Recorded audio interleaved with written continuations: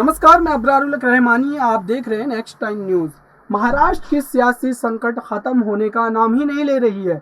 जिस तरीके से महाराष्ट्र में पिछले दिनों से संकट मचा हुआ था, उसका आखिरकार हल तो निकल गया है, क्योंकि एकनाथ शिंदे ने शपथ ग्रहण कर लिया है। उसके बाद भी महाराष्ट्र की राजनीति में पिछड़ते हुए नेता के तौर पर अगर हम किसी को जानते हैं तो वो है राज ठाकरे। लेकिन राज ठाकरे भी इस मौके में अपने मौके की तलाश कर रहे हैं, किसी भी तरह से वो इस गठबंधन में शामिल होकर इस सरकार का हिस्सा बन जाए, क्योंकि राज ठाकरे की जो हैसियत है महाराष्ट्र की राजनीति में, वो फिलहाल बहुत निम्न स्तर की है।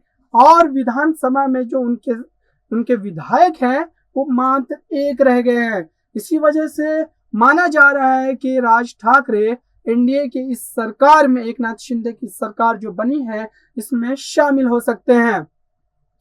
इसी बीच महाराष्ट्र नवनिर्माण सेना प्रमुख राज ठाकरे ने भाजपा नेता देवेंद्र फडणवीस की तारीफ भी की है। इस वजह से भी कयास आराई और तेज हो गई है। उन्होंने डिप्टी सीएम बनने के लिए फडणवीस को बधाई दी और सरकार में मुख्यमंत्री के नीचे का पद लेने के लिए उनका अभिनंदन भी किया। इसी बीच कुछ रिपोर्ट्स में दावा किया गया है कि शिंदे मंत्रिमंडल में शामिल होने के लिए राज ठाकरे की मनसे को प्रस्ताव मिला है। अब इस पर राज ठाकरे का क्या रिएक्शन होगा, ये देखने वाली बात होगी। दूसरी तरफ महाराष्ट्र विधानसभा में आज स्पीकर के पद के लिए नामांकन भरे गए हैं। महाविकास आघाड़ी की तरफ से स्पीकर चुनाव के लिए राजन साल्वी, जबकि भाजपा की तरफ से राहुल नार्वेकर का नाम आगे बढ़ाया गया है। 3 जुलाई को स्पीकर पद के लिए चुनाव होने हैं। राज ठाकरे की मनसे को भी मिल सकती है शिंदे मंत्रिमंडल में जगह।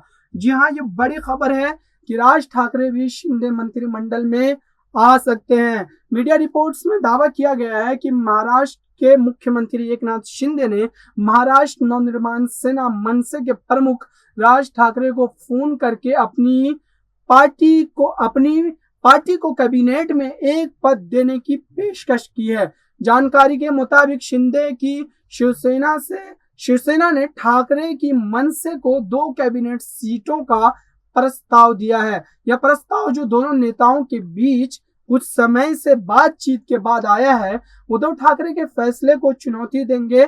उद्धव ठाकरे का अब इस पर क्या रिएक्शन आता है, क्योंकि महाराष्ट्र में राज ठाकरे ने जिस तरीके से अपनी राजनीति की इकाई बदली है और एक तरीके से हिंदुत्व की लाइन पर चल पड़े हैं, ताकि वो उद्धव ठाकरे जिन्होंने हिंदुत्व की लाइन को छोड़कर यूपीए की सरकार में शामिल होकर उन्होंने सरकार बनाई थी कांग्रेस और एनसीपी के साथ, उस खाली जगह को फिल करने के लिए जो राज ठाकरे ने अपनी पार्टी की लाइन बदली थी, क्या राज ठाकरे उसमें कामयाब हो पाएंगे और क्या उद्धव ठाकरे उनको कामयाब होने देंगे, उनके रास्ते का रोड़ा नहीं बनेंगे?